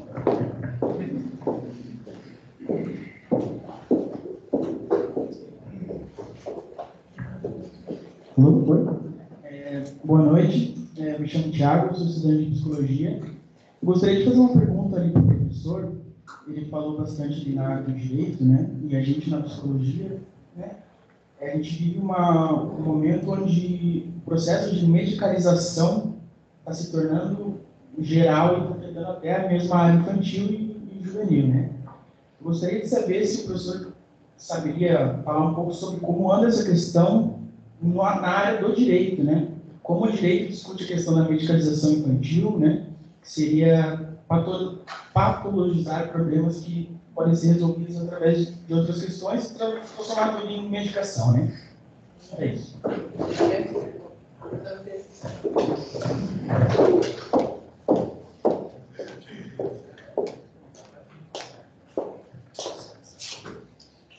É a questão de judicializar para pedir auxílio ao Sistema Único de Saúde? Não, né? A questão de trabalhar os direitos da criança, porque às vezes os pais impõem medicação, ou a criança vai para o posto de saúde, a criança não faz ideia do que é aquela medicação e ela toma aquilo, não sabe caminhar com familiares. Aqui nós temos duas questões importantes. Primeiro, a responsabilidade da família e não querer criar mais problemas do que já tem. Então, a questão da saúde é um direito fundamental que nós temos. Então, um corpo sadio, sem medicação, melhor ainda, né? Essa é a minha opinião. Mas quando você vai para um profissional da área da saúde, que entra nessa relação, há um compromisso dele com o exercício da sua profissão, né? Então, eu entendo que quanto maior for a intervenção, no sentido de, para resolver o problema que está sendo gerado, vai achar um medicamento que vai resolver, tem que ver se realmente a patologia requer esse medicamento. Se ela não requer esse medicamento, nós temos que ter aí uma responsabilização do médico. Ele tem um conselho regional de medicina, ele faz um juramento do exercício da sua profissão, então ele não pode sair dando qualquer coisa. Vou citar um exemplo já que colocou aí, real, que aconteceu aqui em Balneário Camboriú, com relação a essa menina que eu atendi. Ela foi no posto de saúde sozinha, né? Foi atendida por um psiquiatra, um clínico geral, se não me engano, e já notificou o conselho tutelar. E a mãe não estava presente, né? Fez correto? Fez correto, né? Mas encaminhou a menina para uma outra relação sem a presença da mãe. Então, eu vejo que esses compromissos de um médico estar atento a qualquer sinal de violação e de problema, ele tem que encaminhar isso às autoridades competentes. O conselho tutelar é o protetor dos direitos da criança e do adolescente, ele não é a polícia da criança e do adolescente para assustar, né? Agora, tem o Ministério Público também que acompanha essa relação. Então, se em primeiro lugar, quando essa menina chegou à minha pessoa, a primeira coisa que me veio à cabeça foi conversar com a mãe. Porque a gente não pode também tirar conclusões precipitadas. Se tu vê que o perigo está iminente, aí tu toma as providências rapidinho. Agora, se tem um profissional da saúde que vai medicando para resolver problema pela angústia, pelo problema do pai, pelo problema da mãe, eu creio que está criando mais um problema, né? Agora, quando você me diz assim, o que o senhor acha de judicializar questões na área da saúde, de medicações como, por exemplo, a cannabis, né? Tem que fazer uso dela, mas não é possível porque não temos essa relação liberada aqui no Brasil, apesar da Anvisa já dar posicionamento favorável, né? Mas temos que judicializar. Então, eu tenho uma outra mãe que veio a mim e disse que para minimizar as suas crises, que era uma pessoa que tinha muitas crises aí, que era o aspecto autista, nível 3, que é o pior que tem, é o mais agressivo que nós temos, a mãe disse que ia tentar com a cannabis. né? Mas eu disse assim para a mãe, então vamos tentar judicializar a questão, para que você também não tenha esse custo. Você tem condições de arcar com isso, que ela está trazendo isso da Argentina, né? Então, é uma relação em que ela tem que ter um acompanhamento do psiquiatra, do médico, né? Para que as doses sejam dadas adequadamente. E se precisar judicializar para que o poder público possa prover isso, faça isso.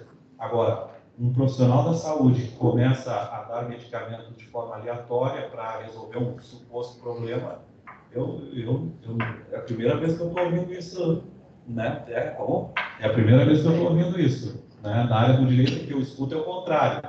É a gente querer judicializar as questões para o poder público resolver o problema imediato da criança ou do adolescente. O médico prescreve, daí tem uma medicação que não é reconhecida pela Anvisa, mas é uma alternativa que vai dar mais dignidade à sua vida, vai melhorar as suas condições de vida, só o judiciário para autorizar isso. Agora, essa outra relação ao contrário, mais na área de vocês, que vocês... É uma pessoa bem inteligente, né? E assim, o que acontece? Hoje é muito mais tranquilo para os pais acalmar as crianças com uma medicação. Então, a maior queixa que a gente tem no consultório na psicologia é a criança hipermedicada, sedada, com déficit cognitivo, inclusive em função da medicação. Muitas vezes ela não consegue nem responder por ela de tanta medicação que ela está tomando, porque uma criança agitada, mais ativa, e os pais levam para o médico porque eles precisam de uma medicação para controlar essa ansiedade e hiperatividade. Então é comum você ter aí a criançada tomando risperidona, Venvanse, né, Ritalina, Rivotril, né? Inclusive clonazepam, né? Clonazepam para criança, né? Para adolescente. E aí muitas vezes você tem ali um transtorno, né? Um transtorno de ansiedade, um transtorno de angústia, de afetividade, né? Às vezes até uma distimia, e a medicação para as famílias é a possibilidade de controle dessa criança. Tá? Vamos tomar teu remédio agora porque você está um pouquinho agitado. E para os professores também. Até eu queria passar a palavra para o professor Luiz, porque o professor Luiz trabalha muito com a neurociência, né? E atende muitas crianças na área de diagnóstico, que é uma área para nós também bem difícil, né? Um diagnóstico preciso dessas crianças.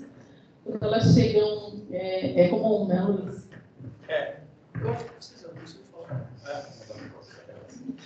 Então, na verdade, assim, o que a gente vê é muito comum, né, esse movimento, né, das famílias buscando, né, a medicalização, né, criando patologias também dentro dessas crianças, né, porque vem uma pressão muito grande, às vezes, para uma instituição escolar, porque o seu filho não acaba tendo uma inquietação muito grande, uma agitação psicomotora, alguns comportamentos que a instituição entende como comportamentos que não são apropriados para aquele contexto, né, e acabam insistindo a essas famílias para que busquem, né, profissionais, né, para poder buscar um diagnóstico, utilizar de alguma medicação com uma finalidade de controle, né.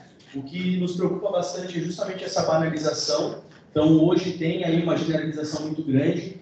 Infelizmente, existem profissionais em qualquer âmbito, qualquer área, onde apenas analisa, né, através de falas dos pais, sem compreender também todo o contexto. Então, hoje, por exemplo, uma das coisas que a gente tem como psicólogo, né, são a nossa responsabilidade ética e técnica também. Então, as práticas do psicólogo são todas baseadas em evidências científicas, né? Então, quando se faz uma avaliação, eu, enquanto neuropsicólogo, não basta apenas buscar informações oriundas dos genitores, mas é preciso entender um pouquinho desse contexto dessa criança, do local que ela está inserida, do contexto acadêmico também, como é que se dá essa relação dentro desse âmbito, para que aí sim eu possa ter uma assertividade no processo diagnóstico. Né? Então, eu, quanto neuropsicólogo, a gente tem que ter esse cuidado com psicólogos e profissionais, de modo geral, até do direito também, se faz indispensável o entendimento nessa totalidade desse indivíduo, entendendo também a sua realidade. né? Porque a gente precisa entender e compreender um pouquinho que talvez uma criança de um bairro mais carente aqui de Balneário Camboriú, ele vai apresentar comportamentos totalmente distintos de crianças de outros bairros, né? Aproveitando, até parabenizando o professor pela iniciativa, por todo o trabalho, uma das coisas que eu sempre falo aos meus alunos, principalmente pelo fato de eu ser da disciplina da psicologia comportamental e falando bastante sobre o comportamento, é que os comportamentos deles exercem uma função nesse indivíduo. E uma das coisas que a gente mais escutou, ou talvez se vocês não escutaram, vocês devem ter ouvido relatos de pais, de avós, e que sempre associavam, por exemplo, a agressão física como um ato de amor. Porque eu estou batendo no meu filho porque eu o amo, eu estou te preparando para que você não apanhe do mundo. Isso é algo muito comum que a gente escuta nos consultórios. E aí essa criança começa a aprender que a agressão é um ato de amor. Esse homem vai bater na mulher. Exato, exatamente. Então ele vai começar apenas a reproduzir um padrão comportamental que foi estabelecido lá atrás e que exerce uma função sobre essa criança, sobre esse indivíduo. E aí, a questão também dos abusadores, já há estudos que dizem que Boa noite a todos. Já há estudos, professor, que apontam que um indivíduo abusado, ele se torna um possível abusador. Então, assim, a probabilidade de estarmos aí, entre aspas, criando, formando ou deixando, né, nascer aí novos abusadores devido a situações de repetição. Nós temos casos do Conselho Tutelar de terceira, quarta geração de família que a mãe é agredida, é violentada, e isso começa a se naturalizar dentro do domicílio, e a gente acaba banalizando essa situação, né?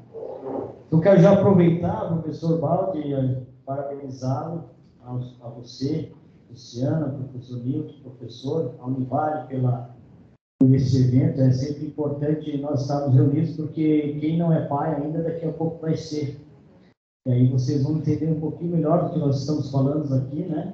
Nós que já trabalhamos com a rede de proteção mais ativamente, nós que somos pais, nós temos esse entendimento, né, da necessidade de realmente poder garantir a vida saudável, a vida amorosa, a vida natural, normal, como tem que ser dentro de uma família com bases, né, com grande conhecimento, com informação, e também vamos chegar um pouquinho daí na questão da criminalização, né? Enquanto a gente não endurecer, sei lá, de alguma maneira ainda mais, não conseguirmos de alguma maneira nós combatermos através da questão criminal também, a violência aí contra a criança e o adolescente, parece que cada vez mais nós estamos afrouxando, e vejo que não é nesse sentido. Parabenizo pelo evento. O Conselho Tutelar, com certeza, está sempre à disposição também para, quando necessário, poder contribuir. Tivemos o prazer de termos treinados antes da nossa posse pelo professor Walter também, que nos agraciou com um grande treinamento, e já tínhamos visto essa cartilha aí em segredo, né, professor, em primeira mão, dividiu conosco essa cartilha que está sendo lançada agora, ainda quase pronto já ali. Então tivemos essa oportunidade de ter em mãos esse excelente conteúdo, e tivemos, só a título de conhecimento, então, o Conselho Tutelar fez sim, na última quinta-feira, uma passeata referente a Maio Laranja. Reunimos aí toda a rede de proteção, algumas entidades. Professor, já tivemos um grande avanço que deixarmos catalogado oficialmente no calendário anual para o ano que vem. Então, assim como o Maio Amarelo, que é muito lembrado, muito conhecido, nós trabalharemos em toda a cidade de maneira integrada, onde ainda nós vamos, claro, planejar isso com bastante calma a partir desse ano, início do ano que vem. Queremos que a Univale, como sempre, uma grande instituição parceira na defesa aí dos direitos da criança e do adolescente, sendo participativo, esteja conosco também nas ações, nas ideias, para que a gente possa usar esse mês de maio como referência assim, nesse combate, que é uma infeliz realidade, né? Nós temos que falar a verdade, é por isso que nós estamos aqui, né, professor? Se o mundo fosse perfeito, o professor não teria cartilha, não teria emprego no momento, porque o Conselho Tutelar não precisaria existir. Se tudo fosse perfeito, se toda criança tivesse o benefício da vida, da saúde, da educação, não precisaríamos um agente a mais, né, professor, para fazer com que essa engrenagem funcione. Então, é necessário, porque existem problemas, existem problemas psicológicos, existem conflitos familiares enormes, gigantescos, depois da pandemia mesmo. O que a gente recebe de situações, gente, de pai que não consegue lidar com o filho, ou filho que não recebe, não aguenta levar um não do pai, professor, e transforma aquilo em situações que não consegue dialogar. E aí vem a marca no pulso, aí vem a questão comportamental desse aluno, dessa criança que muda completamente da noite para o dia. E aí você vai tentando entender, e quando você consegue acessar, se consegue acessar, você consegue então ajudar. Nós sabemos que, infelizmente, só 7%, tá, gente? Mais ou menos a estatística é só 7% dos crimes e das situações chegam ao conhecimento do poder público. Então, imagina, professor, a quantidade de situações que acontecem a cada minuto no Brasil que envolvem violação de direitos.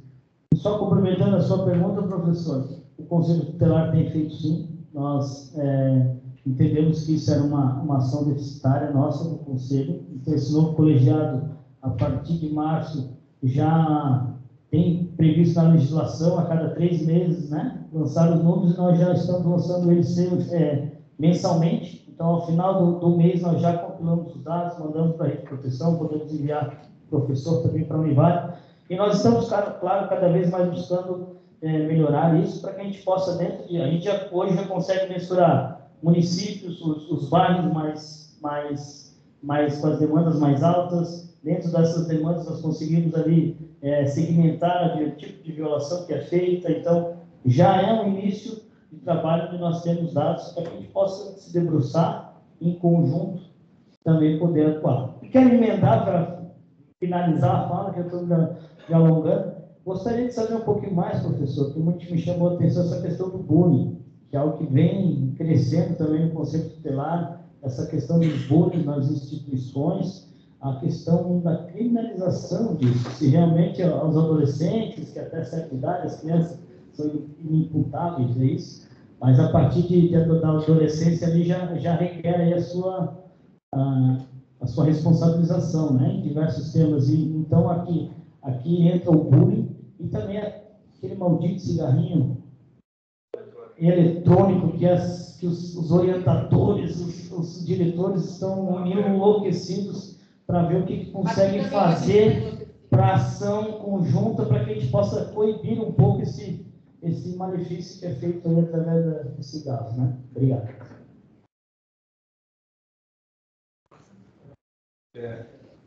Olha, em relação ao bullying, né, nós temos a criminalização. Geralmente nós temos um adulto sobre uma criança fazendo isso. Mas dentro das escolas, o adolescente de 12 aos 18 anos também tem responsabilidade e serão responsabilizados, mas aí com as medidas socioeducativas e as medidas protetivas que nós temos no Estatuto da Criança e do Adolescente, né? O que a gente pode fazer, porque a lei ela dá um passo para que a gente possa coibir, porque geralmente a copista da violação dos direitos é um adulto sobre criança e sobre adolescente.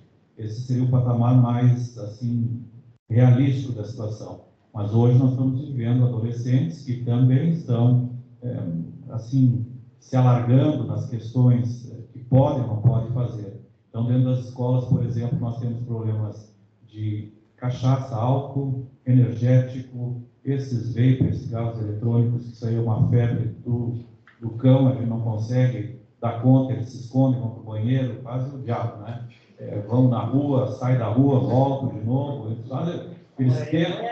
Não. A maioria conhece. Olha, assim, ó, é uma preocupação permanente, principalmente no ensino médio. Não sei como é que isso se desenvolve no ensino fundamental. No ensino médio está uma febre.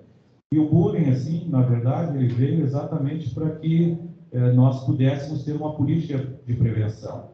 Eu acho que o diálogo é o melhor, a informação, o debate, o bate-papo, essas palestras que eu dei aqui, isso aí também eu acho que já está fora de moda.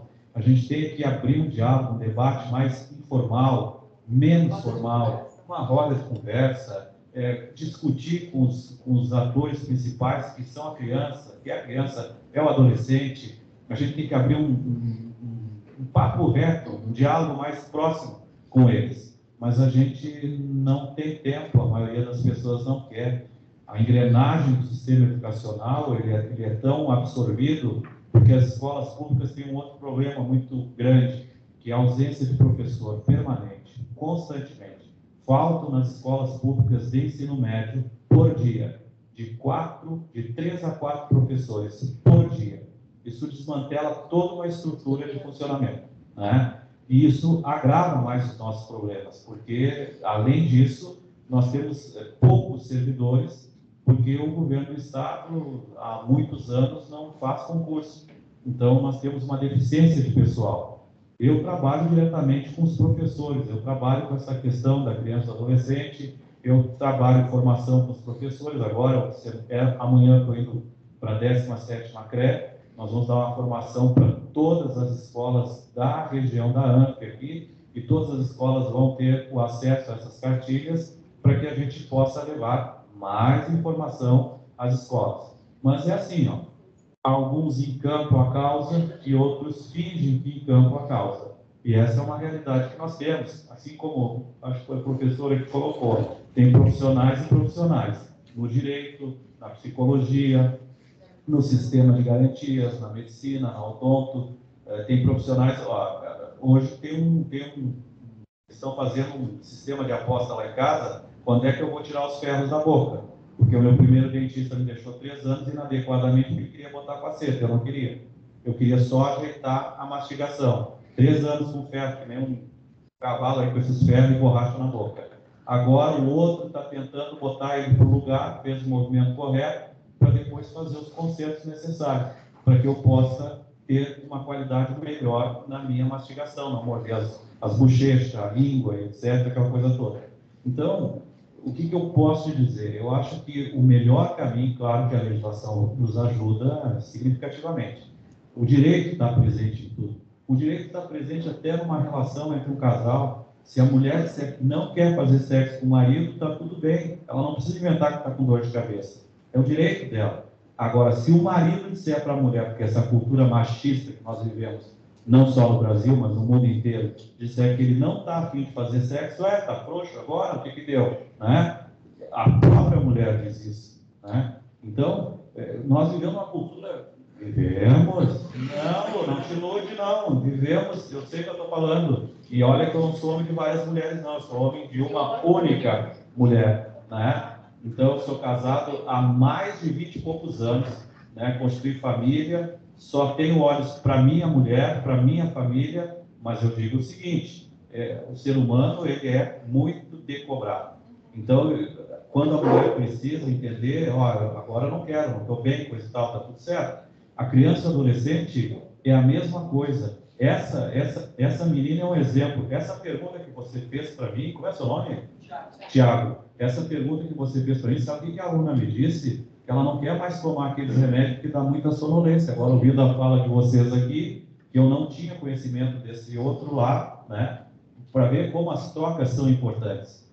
Eu já começo, porque o que eu disse para a mãe? Claro, não sou especialista no assunto, não, tem que verificar lá com o psiquiatra, adequar a medicação ou modificar a medicação, buscar uma outra alternativa, mas talvez não seja nem caso de medicação, né? Então, são essas as questões que a gente tem que começar a discutir.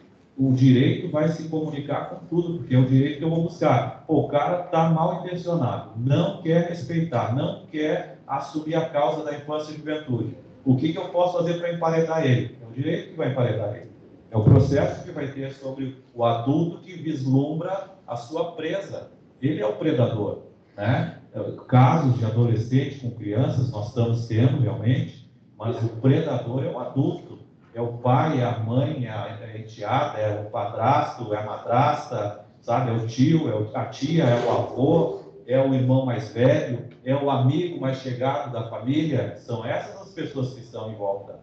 A violência doméstica de maior proporção que nós temos, ela acontece dentro de casa, com alguém conhecido ou com um integrante da família, né? Então, são coisas que a gente só estudando. Vejam que nos Estados Unidos, hoje, nós temos direito à informação de saber que aquele bairro nós temos pedófilos. Então, eles são anunciados. A comunidade sabe que ali tem gente que é do mal. Aqui, não sei se nós conseguimos avançar pela legislação que temos de tornar público o acuidado com o bairro dos municípios que o índice de drogas é muito acentuado. Então, o pai que vem morar nesse bairro já fica alerta. Esse direito a essa informação, eu penso que é possível, mas nós temos que avançar isso. Nós temos que dizer que nesse bairro a prostituição é muito grande. Então, eu tenho que ter cuidado com a minha filha, com o meu filho. E não é só a prostituição com a menina ou com o menino. A conversa que eu tenho com as pessoas que vêm conversar comigo, no âmbito jurídico e no âmbito do aconselhamento, ela é muito aberta. E não só com a mãe isoladamente e com o pai. É com a mãe, com o pai e com o filho. Porque não dá para a gente colocar um processo de vitimização. E às vezes existe isso. A criança ou adolescente é vítima. E ela não quer entrar para o mundo real da sua responsabilidade. E o pai e a mãe perderam esse pulso, esse controle. Não tem mais. Eu tinha mães que diziam assim, ó, eu não consigo mais. Eu não sei mais o que fazer. Essa mãe disse assim, olha, pode ir lá chamar o conselho, eu não vou chamar o conselho tutelar para puxar a orelha da menina. Eu vou chamar o conselho tutelar para preservar o direito dela e dar mais dignidade, chamar a mãe a sua responsabilidade. Ela não tem pai, o pai já faleceu. Então é isso que a gente tem que... São esses paradigmas que nós temos que mudar. Quando nós tivermos consciência do papel de cada um de forma mais aprofundada, nós vamos saber que o Conselho Tutelar não é sinônimo de polícia. O Conselho Tutelar é sinônimo de garantias de direitos. Ele atua em parceria com o Ministério Público. Em algumas questões ele está lá à frente, inclusive podendo botar a faca na garganta do prefeito. Mas eu na formação disse que não assumo essa postura. Tem o prefeito do seu lado como um parceiro, um amigo. Chame ele a responsabilidade da causa e sensibilize ele para isso. Porque isso é uma construção, sabe? A gente não vai resolver os problemas com o facão na mão. Nós vamos resolver o problema com o diálogo e com a conscientização e com o compromisso de querer modificar essa realidade. Aí sim nós vamos conseguir. Então, eu não sei, eu estou com 59 anos, só de Univale 33 anos e de poder público 38 anos, né? Eu aprendi uma série de coisas, eu fui me ressignificando nessa jornada e tentando achar o que eu poderia contribuir com o direito para a minha comunidade local, como eu poderia atuar para contribuir. E eu acho que eu tenho certeza que encontrei um caminho que me realiza e não me dá dinheiro. Isso não dá dinheiro nenhum, mas ele me dá uma satisfação enorme, pessoalmente. O dinheiro eu ganho outras coisas, já tenho a minha estabilidade, entende? Então, qual é a função social do direito, qual é a função social da psicologia, qual é a função do conselho tutelar? Não é porque a lei diz que ele é o representante do povo que ele vai botar a faca na garganta e vai brigar com Deus e todo mundo, porque, tem que assegurar o direito da criança e do adolescente. Isso é uma construção, e para chegar onde chegamos na Constituição, para chegar onde chegamos nessa legislação infraconstitucional que vai fortalecendo o Estatuto da Criança e do Adolescente, isso é uma longa caminhada de construção. E por isso nós conseguimos minimizar um pouco os impactos, mas nós estamos, eu sempre digo, eu acho que nós estamos vivendo um paradoxo, porque nós temos uma legislação extremamente avançada, mas enquanto não mudar a mentalidade, enquanto não mudar a estrutura, e enquanto nós não reconhecermos a importância de uma formação permanente, nós não vamos avançar. Porque só essa troca aqui, ninguém é dono de nada. Nós construímos uma caminhada e construímos o fortalecimento do conhecimento. E isso com estudo. E as pessoas, às vezes, elas entram nas discussões de forma empírica ou, para dizer que sabe, atrapalham o avanço da questão, porque eles querem ser o autor da ideia. Eu tenho dificuldades em alguns municípios de entrar. Eu coloco o Balneário Camboriú, não sei se é porque eu fui político, fui vereador, né? Não sei se é por isso, mas eu tenho dificuldade. As pessoas me veem como um rival e não como um parceiro. A minha causa está além da política. Eu sou ativista político e tenho isso dentro de mim. Já revelei isso e já assumi isso, né? Isso, para mim, dentro está resolvido comigo. Agora, não sei se com as outras pessoas estão resolvidos. Eu preciso do poder público para que a gente possa dar mais auxílio, levar mais técnica, levar mais conhecimento, porque eu sou um estudioso da causa, né? Assim como outros colegas também fazem nessa mesma dimensão. Então, eu não sou rival de ninguém. Claro que eu continuo militando politicamente, vou continuar militando. Agora, eu tenho um papel diferente nesse contexto. Então, é essa separação que a gente tem que fazer. Contribuímos lá em Porto Belo, foi uma contribuição excelente. Podemos contribuir para Balneário Camboriú. A Univale sempre de portas abertas, sempre estará de portas escancaradas para qualquer pessoa, independente da sua ideologia, da sua agremiação, mas é pela causa. Nós estamos pela causa da infância e juventude. E o diálogo é o melhor caminho. Teríamos mais algum questionamento? Isso, professor? Não. Convidados. E eu concordo com a sua fala, né? Finalizando, eu acho que esse é o caminho de nós promovermos um espaço de diálogo, de debate, onde nós, enquanto atores, né, desse cenário que ainda ele se mostra doentio, carente de ações, eu sempre digo, né? Enquanto papel do psicólogo, nós precisamos cada vez mais discutir sobre, falar, né, sobre, trazer as pessoas envolvidas no processo. Isso tem que ser continuamente. Não é uma cartilha, não são duas. Eu acho que deve estar já aí preparando a terceira, porque ele é um trabalho de formiguinha. Ele é um trabalho de formiguinha.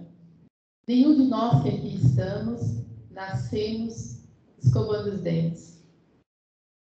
Todos nós que aqui estamos, algum dia, alguém se debruçou incansavelmente para que nós entendêssemos esse conceito de higiene bucal. Não é mesmo? Alguém dizia para a gente, vai lá e escova os dentes. Contava a história, a importância de escovar os dentes. E hoje nós sentimos essa necessidade, assim que nos alimentamos, a todo momento a gente tem essa necessidade de higiene. Quando a gente fala de promoção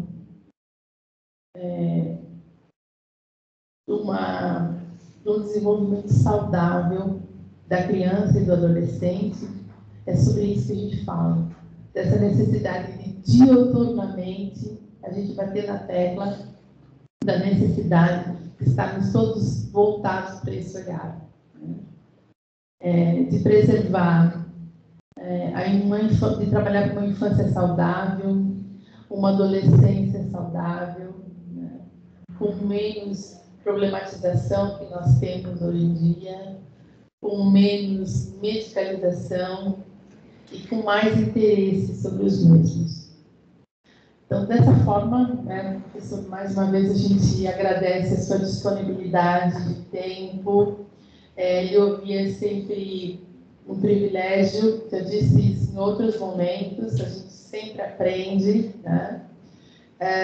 E principalmente esse casamento entre o direito e a psicologia, né, professor Milton, são áreas complementares e que nós precisamos cada vez mais estarmos em mãos dadas, também com relações internacionais, né, porque hoje nossa galerinha aí da psicologia estuda muito também a questão das migrações, né, em relação não só à saúde, educação do migrante.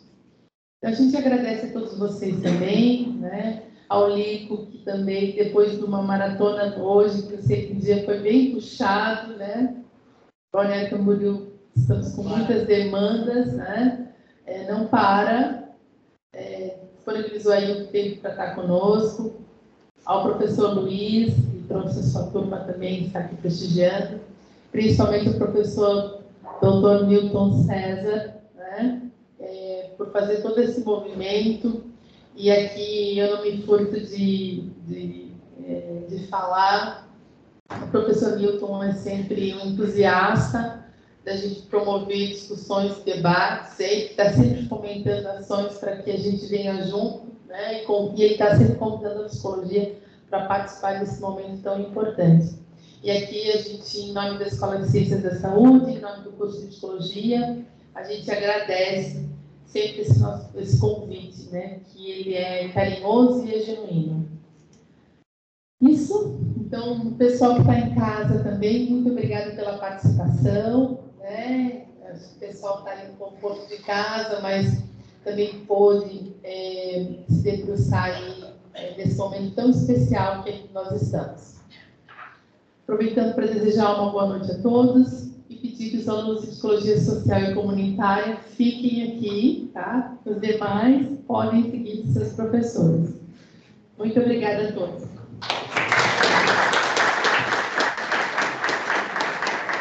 Eu preciso passar a palavra para o professor Milton. Só um minutinho, gente. Volta aí. Agradecer a todos e dizer que, para quem não recebeu a cartilha, amanhã nós estaremos encaminhando um e-mail, novamente, com o acesso e com o link da cartilha que está disponibilizado de forma gratuita. Só esse recado. Uma ótima noite a todas e a todos.